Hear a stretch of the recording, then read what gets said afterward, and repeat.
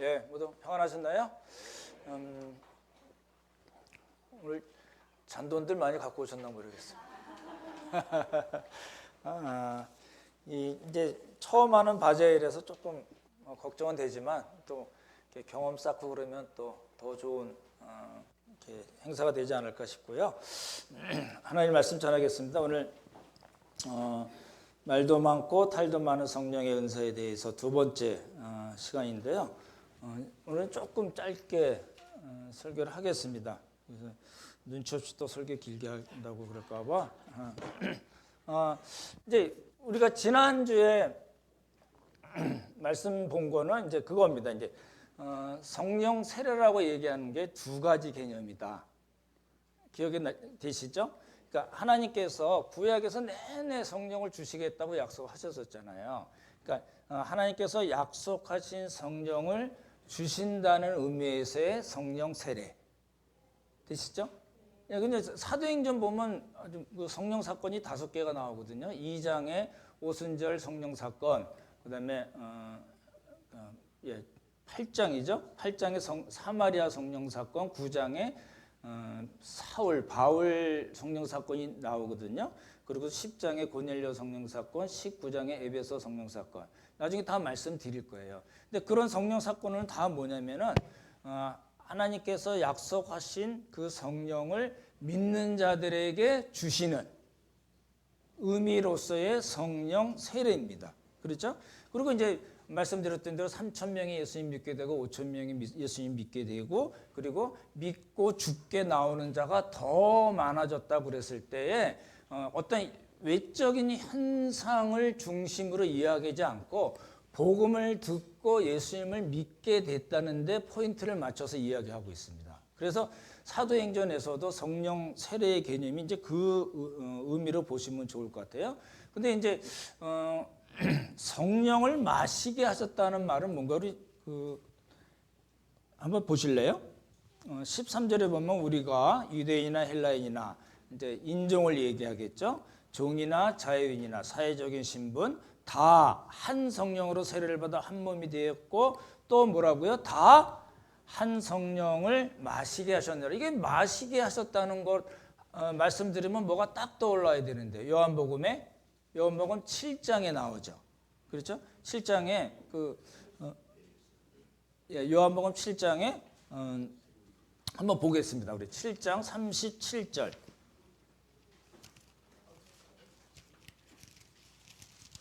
신약 성경 156쪽입니다. 156쪽이요. 37절부터 39절 한번 같이 읽어보겠습니다. 같이 읽죠. 시작. 명절 끝날 곧 큰 날에 예수께서 서서 외쳐 이르시되 누구든지 목마르거든 내게로 와서 마시라.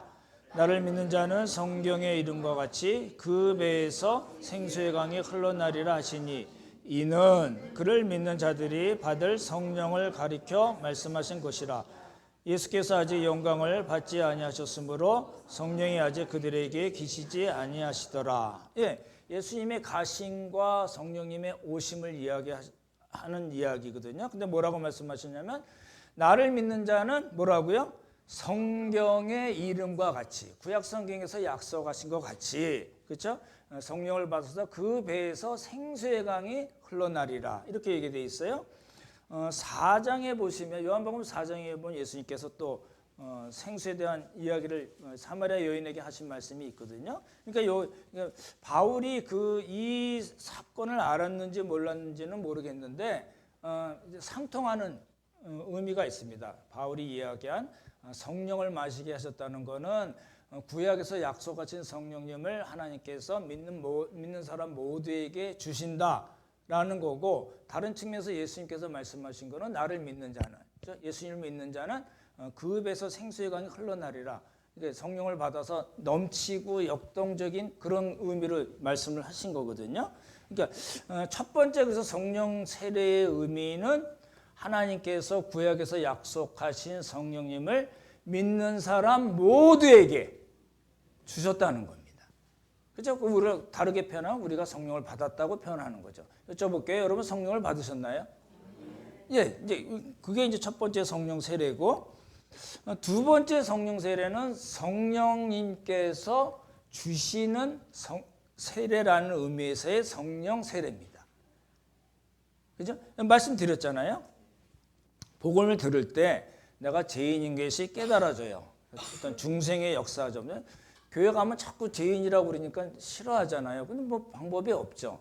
근데 태어나려면은, 그렇죠? 영적으로 태어나려면 방법이 없습니다. 근데 이제 복음을 들을 때 자연스럽게 이렇게 교회에서 자꾸 뭐 죄인이고 뭐 이런 얘기 안 해도 말씀을 통해서 복음을 들을 때 내가 안 그런 줄 알았는데 내가 죄인이었네라는 것을 알게 되는 겁니다.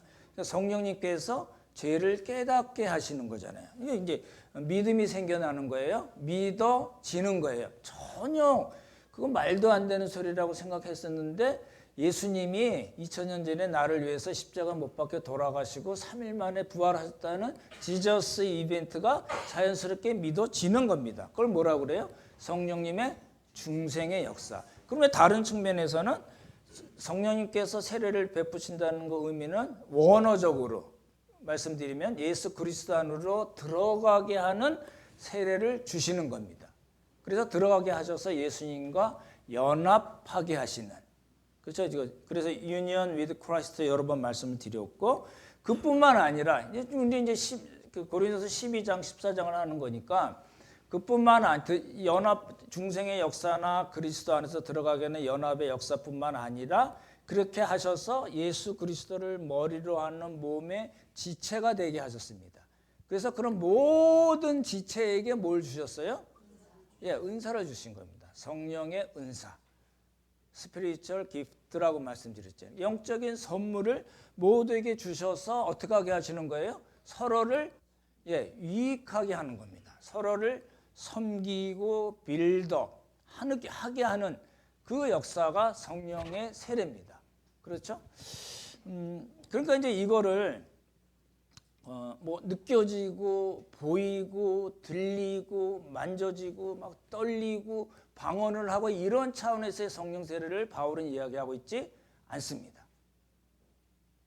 예, 요한복음 7장에서도 예수님께서 그렇게 말씀하셨고 바울도 지금 은사장애로 얘기하는 고린도전서 12장 14장에서 전혀 그런 이야기를 하지 않았습니다.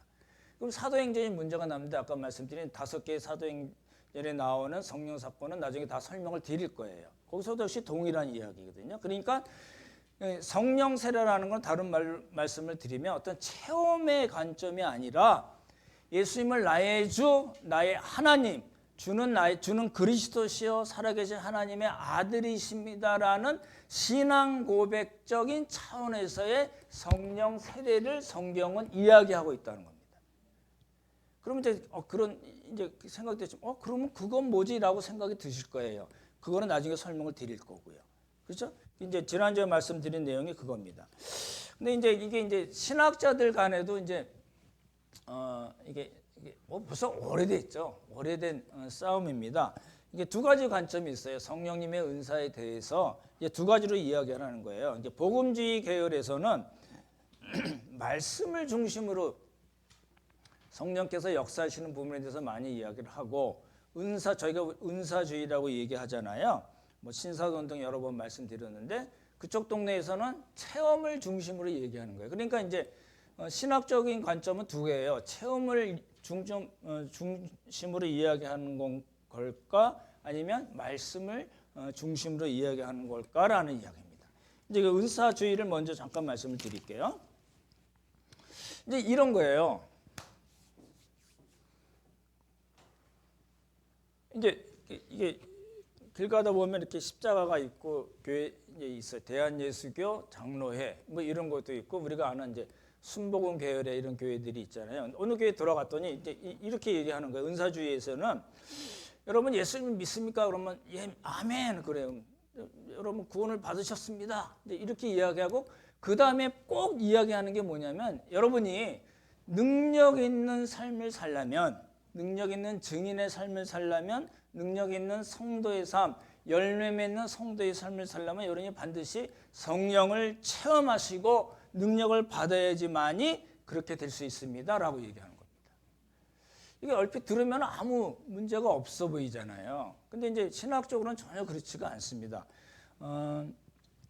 그 안에는 이제 어떤 굉장히 이렇게 성경적인 오류를 담고 지금 진행이 되고 있는 겁니다. 이제 좀 극단적인 경우는 신사도 운동을 말씀드렸지만 은사주의 계열의 그런 교회들도 그렇고 이렇게 우리나라에는 이제 오순절 계열의 교회들이 그런 이야기들을 많이 하거든요. 근데 이제 신학적으로 어떤 문제가 있냐면 지금 그래서 두 가지를 먼저 말씀드린 거예요. 하나님께서 구약에서 약속하셨던 그 성령님을 믿는 신자들 모두에게 체험과 관계없이 주시는 것.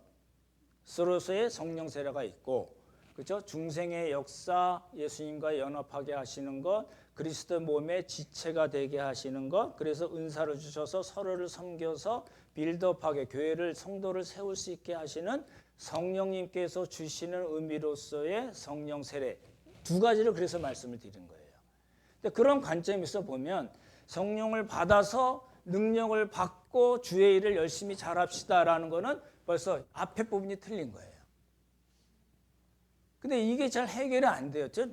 이제 여러 번 말씀드리겠지만 여러분 잘 해결 안 되시는 분들이 있으실 거예요.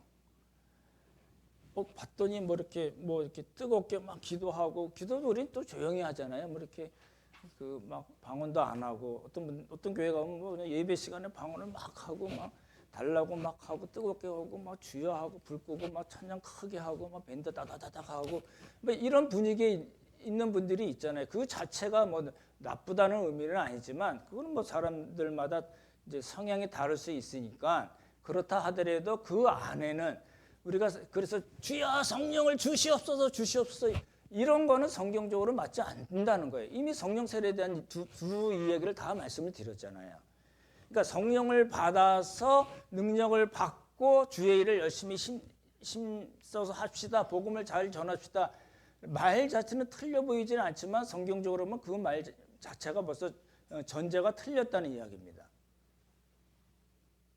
그게 아니고 이미 우리에게 약속하신 성령을 주시고 우리를 성령님께서 예수 그리스도 안으로 들어가게 하셔서 지체가 되게 하시고 은사를 주셔서 서로를 섬기고 우리에게 주신 성령의 내주를 말씀드렸잖아요. 이미 주신 성령님께서 말씀을 통해서 우리를 인도하시고 인격적으로 우리에게 감화하실 때 내가 그렇게 해야지 라고 살아가는 것.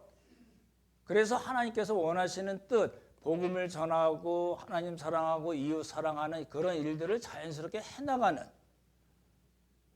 그런 방식이라는 겁니다. 그러니까 우리가 여러분이 많이 들으셨던 그 성령을 받아서 능력받고 주의 일을 합시다라는 개념은 그 말 자체는 틀려 보이지는 않는데 성경적으로 보면은 출발 자체가 틀렸다는 겁니다. 왜요? 이미 성령을 우리가 받았다는 것 때문에 그렇습니다. 받았는데 뭘 또 받아요? 그런 의미로 자꾸만 해석을 하니까 그게 이렇게 그러면 사람들이 많이 모이거든요. 병도 낳고 여러 가지 일들이 일어나니까 그렇게 이제 장로교 신학교에서 장로교 목사가 됐는데 보니까 저쪽 동네가 사람들이 많이 모여요. 그러니까 이제 장로교 목사들이 자꾸 기웃기웃하고 그거 어떻게 세미나 가서 배우고 와서 교회 와서 그거 하고 이래가지고 한국 교회가 굉장히 어지러워진 겁니다. 여러분 중심을 잡으셔야 됩니다. 말씀을 기초로 중심을 잡으셔야 되거든요. 그게 이제 첫 번째 우리가 많이 볼 수 있는 의미고 이제 복음주의는 다시 또 설명을 드리면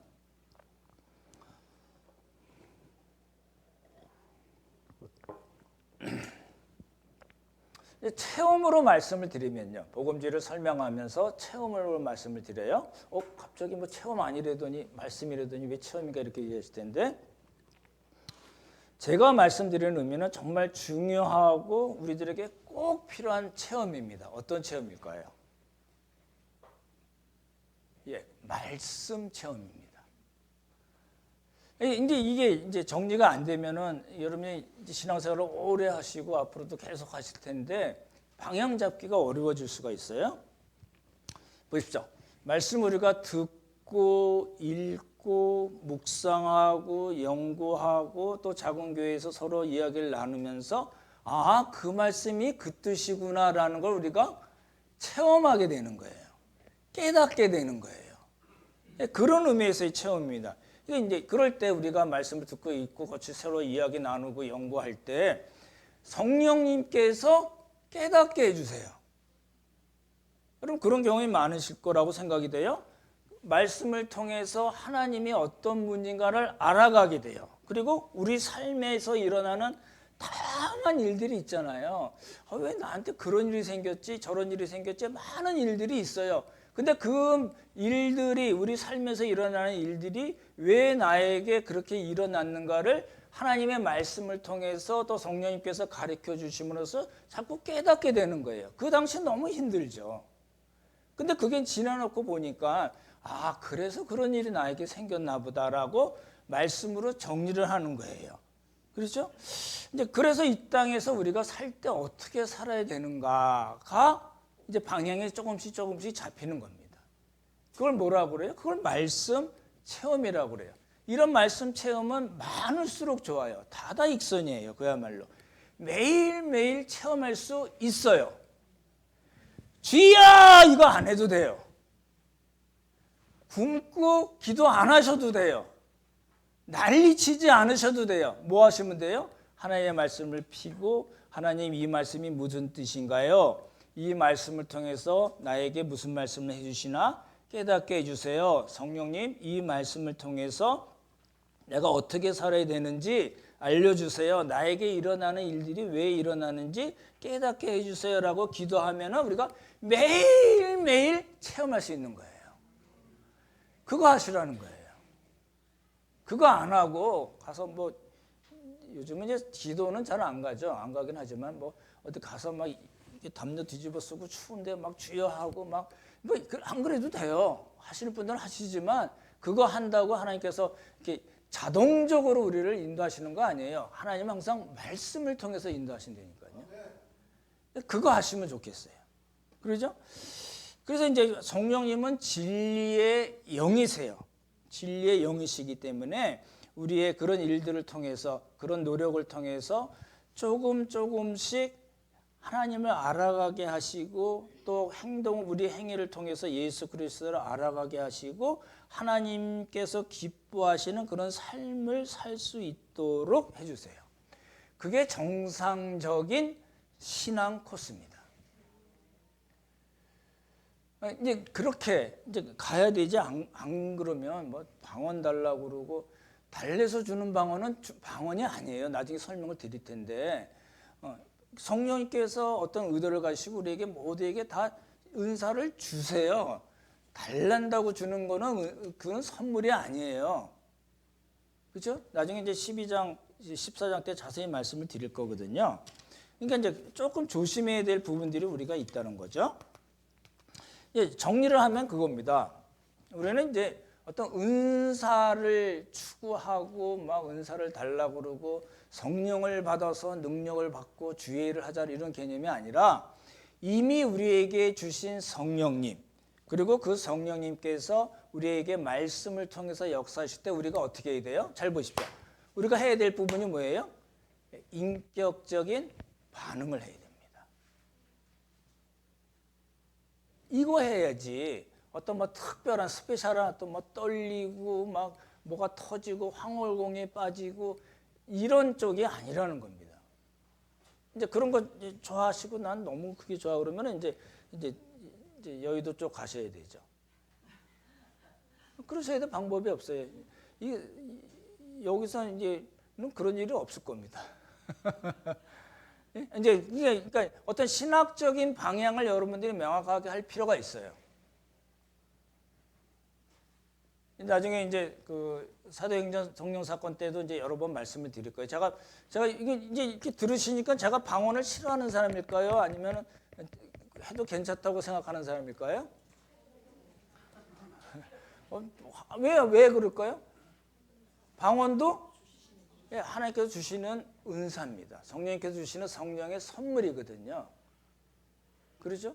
그러니까 괜히 눈치 보고 방언 전혀 관계 없습니다. 방언 통역이 하는 분들이 혹시 여러분들 중에 방언하시는 분이 있고 방언 통역이 하시는 분들이 있으면 예배 시간에 해도 관계 없습니다. 인위적으로 할 필요는 없습니다. 제가 나중에 또 말씀드릴 텐데 어느 동네에서 그런 예배 시간에 그렇게 한 걸 나중에 말씀드릴 텐데 그렇게 인위적으로 말고 자연스럽게 방언하신 분이 있어요. 그럼 방언하시고 순서에 따라서 방언 통역하신 분들이 있으면 방언 통역하셔도 아무 문제 없습니다. 그죠? 그러니까 이제 나중에 이제 은사 지성론, 은사 중지론 이야기할 때 또 말씀을 드릴 겁니다. 그러면 이제 그 중요한 여러분이 이제 많이 들으셨는데 제가 아니라고 한번 말씀드린 게 있는데 어노인팅 성령의 기름 부음에 대해서 말씀드리고 이제 설교를 마치려고 그래요. 무지하게 빨리 진행하고 있는 겁니다. 설교 원고를 길게 써놓고 이제 이거 이렇게 그렇게 했습니다. 그래서 이게 지난주에 말씀드렸던 성령 세례에 대한 이야기를 말씀드렸고 그리고 신학적으로 두 가지 경향에 있는 거예요. 은사주의하고 복음주의에 대해서 말씀드렸고 조금 오해가 있는 그 이제 어노인팅 우리 그 CCM 그 찬양팀 때 어노인팅도 있잖아요. 그래서 조금 이제 정리를 할 필요가 있어서 이제 마지막으로 말씀을 드리려고 그러는데 우리 요한 1서를 한번 보시기 바랍니다.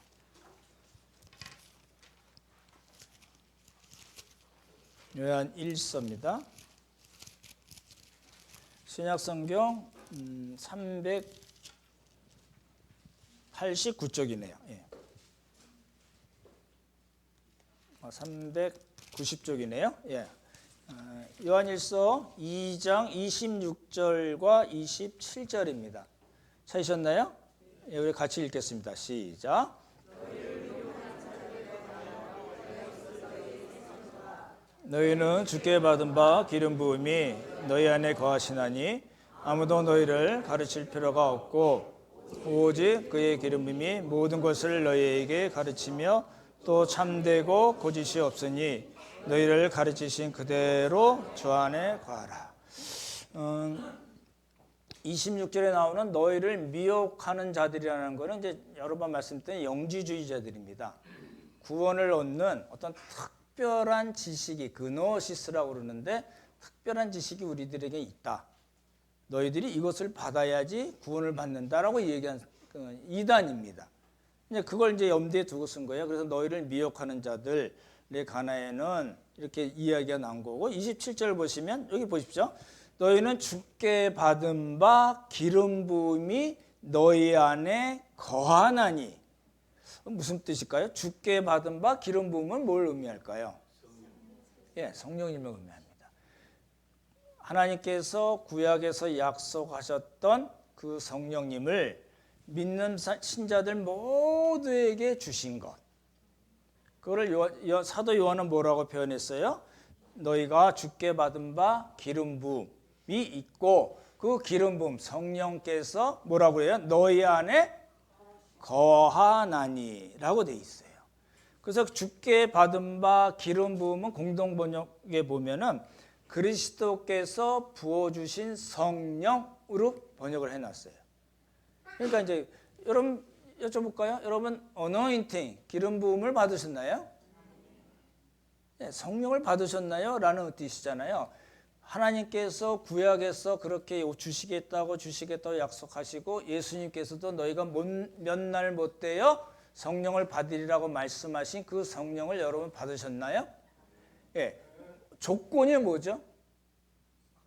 예, 선행되는 조건이 있는데 어떤 사람들에게 그런 기름 부음을 주시고 성령을 주시나요?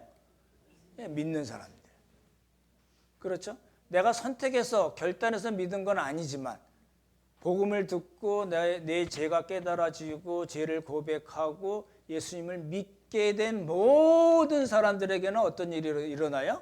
성령의 기름 부음이 있다는 겁니다. 예, 그거를 이제 어노인팅이라고 얘기하지. 말씀드렸던 대로 은사주에서 얘기하듯이 이렇게 여러 가지 액션을 통해서 누가 안수하고 밴드 크게 떠들고 여러 가지 이런저런 일들을 통해서 어떤 체험하게 되는 그거를 기름 부음, 어노인팅이라고 이야기하지 않습니다. 그걸 좀 명확하게 하실 필요가 있을 것 같아요. 이제 신학교 가도요, 이제 딱 두 가지예요. 이제 복음주의 계열의 신학교에서 이야기하는 제가 말씀드린 그대로고, 그렇지 않고 은사주의에 가면은 또 그 얘기예요. 능력을 받아, 성령을 받아, 우리가 주의 일에 능력 있게 힘쓰시다. 그 얘기에 딱 두 가지예요. 뭐 또 다른 게 이야기하는 분은 잘 없어요. 근데 여러분 이제 말씀드렸던 대로 결정을 하셔야 돼요. 이 복음주의로 갈 건가 아니면 은사주의로 갈 건가. 이제 결정을 하셔야 되는 거예요. 신학적인 결단이 필요해요. 그래서 그 사람도 구원 못 받고 우리만 받았다는 의미가 아니에요. 구원 이후의 얘기니까. 그렇죠? 근데 여러분 잘 생각해 보시면 성령님은 진리의 영이시라니까요. 예수님께서 그렇게 말씀해 주잖아요. 진리의 영이신 성령이 오시면 너희를 인도하시리라. 말씀을 깨닫게 하시고 생각나게 하시고 진리로 인도하실 것이다 라고 얘기한 거잖아요. 그러니까 우리는 어떻게 따라가야 될까요? 뭘 힘써가지고 굶어가면서 뭐 우샤우샤하고 뭐 주시 없어서 이렇게 갈 건가? 아니면 이미 주신 성령님께서 말씀으로 역사하실 때 우리가 그렇게 따라갈 건가? 하는 얘기입니다. 그렇죠? 그 이제 바울의 설명이나 아까 말씀드린 요한의 설명이나 그렇죠? 그 요한복음 7장에 나오거나 또 4장에 나온 생수에 대한 이야기 또는 생수의 강에 대한 이야기 이런 거는 전부 다 같은 이야기를 다른 각도에서 이야기한 겁니다. 그러니까 사도 요한이 이야기한 거나 사도 바울이 이야기한 거나 전혀 다르지 않습니다. 예수님이 말씀하신 거 전혀 다르지 않습니다. 그렇죠? 우리가 이제 그런 관점을 좀 잘 가졌으면 좋을 것 같아요. 그럼 이제 마지막으로 이제 한번 생각을 해볼 게 있어요. 지난주에도 제가 걸고 넘어간다고 한 말씀 드렸는데, 이제 받은 은사가 뭔지를 확인을 하셔야 됩니다. 이제 우리가 3번, 4번 남았는데 그 기간 동안에 여러분 꼭 나는 무슨 은사를 받았지? 이제 은사에 대한 게 그 로마서 12장, 그다음에 에베소서 4장, 고린도전서 12장 3군데 나와요. 한번 보십시오. 그래서 이제 리스트가 나오잖아요. 그러니까 여러분 아니면 인터넷에 은사 확인 뭐 이렇게 치면 쭉 나올 거거든요. 그러니까 자기 은사가 뭔가를 이제 체크를 하셔야 돼요. 일단은 여러분들이 하셔야 할 일이에요. 나는 어떤 은사를 받았지? 라는 걸 먼저 생각을 하셔야 되고, 그러면 이제 어떻게 은사를 활용할 건가 보십시오. 제가 지난주에도 말씀드렸지만 은사를 이제 교회에서 활용하는 방법이 두 가지입니다. 하나는 조직체로서의 교회가 있어요. 또 하나는 유기체로서의 교회가 있어요. 오늘 바자회 하잖아요. 그럼 이제 이게 조직체로서의 교회는 어떻게 할까요? 이제 이렇게 조직표 아시죠? 맨 위에 이제 담임 목사 입원권 있고 밑에 이렇게 해가지고 뭐 이렇게 하는 거 있잖아요. 그러니까 조직으로 움직일 건가? 그죠? 교회를 운영할 때 조직으로 움직일 건가? 아니면 유기체로 움직일 건가? 저는 이제 제 개인적인 성향도 그렇지만 신학적인 관점에서는 조직체로서 움직이는 거는 별로 안 좋아합니다. 그건 아니라고 보는 입장이고, 그럼 어떻게 움직여야 돼요? 유기체로 움직여야 돼요. 그러면 누가 대장일까요? 조직체로 서로 움직이면은 목사가 대장이겠죠. 싫으신가요? 그렇다는 게 일반적으로. 그러면 유기체로 움직일 때는 누가 대장인가요? 예? 우리는 머리신 예수 그리스도를 몸으로 하는 교회의 지체라고 그랬으니까 우리의 대장, 머리 되신 분 누구세요? 예수님이세요. 그게 어렵잖아요. 이제 현실적으로는. 그렇지만 그런 생각을 갖고 우리가 움직이는 거예요. 예수님이라면 어떻게 나에게 말씀하실까를 여러분이 스스로 이제 이렇게 하는 거예요. 누가 조직을 하지 않아도 그 조직하는 것 자체가 나쁘다는 건 아니지만 또 그래야지 효율적인 경우가 많이 있잖아요. 그거는 인정하지만 기본적으로는 예수님께서 나에게 어떤 은사를 주셨는데 내가 우리 그 교회 공동체를 위해서 어떻게 하면은 효율적으로 이게 잘 될까를 여러분이 아실 거 아니에요. 아시죠? 알고 싶지 않으세요? 예, 아실 거라고 봐요. 내가 이런 일을 잘하니까 이렇게 하면 되겠다고 자꾸 움직이잖아요. 제가 오늘 아침에 그 은사에 맞지 않은 짓을 해가지고요. 이제 큰 테이블 무거운 거 들고 다니다가 막 그랬는데 이거 저 은사에 맞지는 않아요. 어찌됐든 우리에게 주신 은사를 어떻게 활용할 건가 생각할 때 조직으로 움직일 건가 유기체로 움직이고 유기체로 움직이는 거는 굉장히 늦습니다. 별로 효율적이지 않아요. 100만 원 들어갈 거 1000만 원 들어가는 경우가 훨씬 더 많습니다. 그렇죠? 그래도 그걸 연습하는 거예요. 그렇죠? 이제 그걸 먼저 생각해야 되고 이제 세 번째가 중요합니다. 그럼 은사를 이제 알았어요. 어떻게 움직여야 되는지도 알았어요. 근데 안 하면요. 은사 활용을 안 하면은 무슨 문제가 생길까요? 이제 그게 문제가 되는 거예요. 이제 우리는 교회가 크지 않으니까 제가 목사로서 여러분들이 가지는 은사들을 뭐 다는 모르지만 그래도 저번에는 저런 은사가 있고 대충 알겠죠? 그러죠? 대충 압니다. 제 눈을 보세요.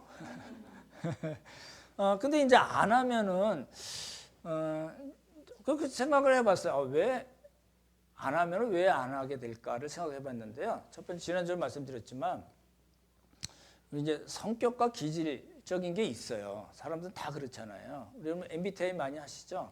그러면 뭐 나오잖아요. 근데 그런 것 때문에 그렇고 또 한 가지는 은사를 모르는 경우가 있을 수가 있어요. 그거는 이제 여러분이 찾으시면 되는 거고 가장 핵심적인 문제는 영적인 문제라고 보는 거예요. 그러니까 내가 힘이 있어야지 뭘 하잖아요. 힘이 없는데 어떻게 하겠어요? 영적으로 무기력하고 영적 침체에 빠졌으면 내 성격과 기질이 아무리 어떻다 하더라도 이게 움직일 수가 없는 거예요. 그러니까 은사의 문제, 은사 활용 문제는 결국은 영적인 문제로 귀착이 됩니다. 그러니까 이제 이렇게 작은 교회에서도 그렇고 저도 그렇고 이렇게 무슨 이렇게 움직일 때 잘 안 움직이고 이렇게 있는 분들은 이렇게 잘 이렇게 옆에서 보살펴주고 그러셔야 됩니다. 커피 한 번 더 사주시고 왜 그래 같이 해 이러셔야 됩니다. 그렇죠? 네. 제가 이제 지난번에도 말씀드리지만 이제 출퇴근하면서 지난번에 했던 지난 설교들을 듣는데 요즘은 이제 에스라 느헤미야서를 보는데요. 성도들의 이 번영과 어려움에 대한 해석을 두 가지로 두 번 말씀드린 적이 있는데 제가 이번 주에 그 설교를 다시 들었는데요. 그 얘기입니다. 이제 그 바벨론의 포로로 갔어요. 망해가지고 남유다가 망해서 부지사는 벌써 망해서 다 없어졌고 사마리아인이 돼버렸고 이렇게 바벨론의 포로로 갔다가 70년 만에 이제 하나님께서 고레스의 마음을 감동하셨어요. 고레스의 마음을 흔들어 깨우셨어요.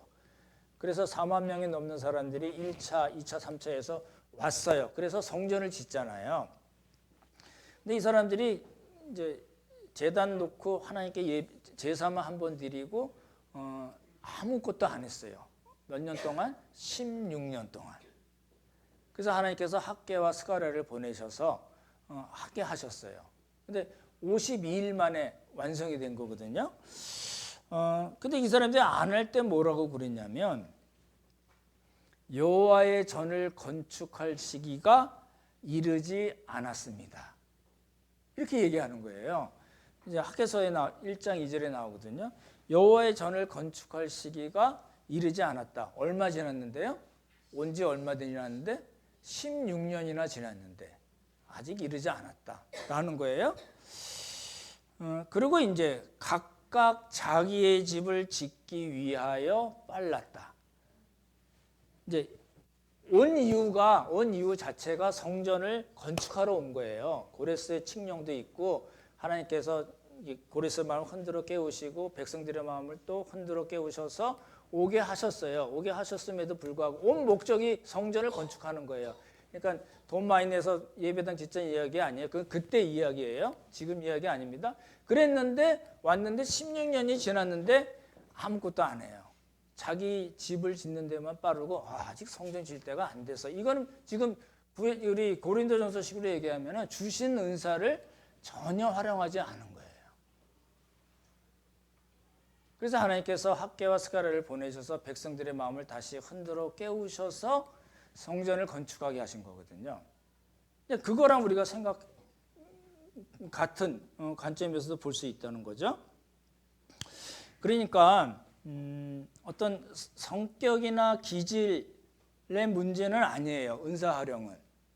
그리고 그건 기본적으로는 영적인 문제이기 때문에 그거를 개인적으로 잘 해결을 하셔야 되고 또 우리 옆에 있는 형제 자매들이 잘 도와주셔야 돼요. 아이 저 사람은 왜 자꾸 그래? 이렇게 내놓지 말고 그렇죠? 우리 뭐 하는데 올라오고 말란 말고 이러지 말고 그렇죠? 자꾸 이렇게 끌어들이셔서 말씀드렸잖아요. 엮여야 된다고 그랬잖아요. 자꾸 엮으셔서 그렇죠? 그렇게 해주셔야지 되는 겁니다. 그러니까 두 가지예요. 성령님께서는 말씀으로 역사하실 때 개인적으로 그 본인이 그래야지 깨닫고 성령님의 인도하심에 따라 반응을 해야 돼요. 믿음으로 반응을 하셔야 됩니다. 그냥 한국 교인들은 이렇게 앉아서 듣는 게 익숙해가지고 믿음으로 반응하고 어떤 액션을 보이는데 약하거든요. 그러지 말고 반응을 보고 뭘 하십시오. 그러죠? 이제 바자회 하니까 여러분 이제 돈 많이 쓰라는 얘기랑 뭐 그럴 수도 있겠죠. 이제 그리고 이제 우리가 공동체로 살기 때문에 지체들을 통해서 우리가 사랑과 격려를 받습니다. 그리고 함께 기도해요. 그 사람을 위해서 함께 기도하는 게 중요할까요? 그냥 형식적인 걸까요? 아무 효과도 없는데 그냥 그렇게 하는 걸까요? 그렇지 않습니다. 너무너무 중요하고 그 기도를 통해서 하나님께서 역사하신다니까요. 그게 무슨 일인지 간에. 그렇죠? 그리고 이제 함께 일을 해요. 여러분 보십시오. 함께 일을 할 때 우리가 힘을 더 얻을 수 있고 기쁨을 얻을 수 있고 서로를 자랑할 수 있게 돼요. 너는 왜 그래 도대체 이게 아니고 너무 잘했어. 예? 격려하고 서로 자랑하고 서로 그런 깊은 교제를 나눌 수 있다는 겁니다. 이제 오늘 말씀을 정리하면 이미 모든 신자들에게 예외 없이 그렇죠? 성령의 중생의 역사로 예수 그리스도와 연합하게 하신 모든 지체들에게는 하나님께서 성령을 통해서 은사를 주셨어요. 그러니까 우리의 관점에서는 어떻게 해야 돼요? 그 은사를 활용해서 서로를 세워주고 그렇죠? 서로를 돌보고 격려하고 서로에게 힘이 되는 그래서 하나님께서 기뻐하시는 공동체를 만들어야 됩니다. 그 제가 말씀드렸던 그 사사기, 에스라, 느헤미야, 성령론 그 세 가지 주제 길게 말씀드린 것의 가장 핵심입니다. 하나님께서 기뻐하시는 새로운 공동체를 만들 수 있다라는 겁니다. 오늘 말씀을 정리하면 하나님께서 우리에게 주신 은사는 의무적으로 하는 것이 아닙니다. 기쁨으로 정말 자발적으로 참여해서 하나님께서 원하시는 일들을 감당하고 또 내 옆에 있는 형제 자매들을 섬기고 세우는 일입니다. 이런 모든 일에 우리가 기쁨으로 참여해서 복받는 우리 모두가 되기를 예수님의 이름으로 축원합니다. 참 좋으신 성부 성자 성령 하나님, 우리들에게 이미 성령 세례를 베푸신 것을 압니다. 성령님의 세례로 우리는 중생하고 또 예수님과 연합되고 또 그리스도의 몸된 교회의 지체이고 또 은사를 주신 것을 알게 되었습니다. 하나님 도우시고 함께 하셔서 우리에게 주신 은사를 통해서 기쁨으로 우리 형제 자매들을 잘 섬기고 세울 수 있는 데까지 나가는 우리 모두가 되도록 주님께서 복을 허락하여 주시옵소서. 하나님 은혜 감사드리오며 귀하신 예수님 이름 받들어 기도드렸사옵나이다. 아멘.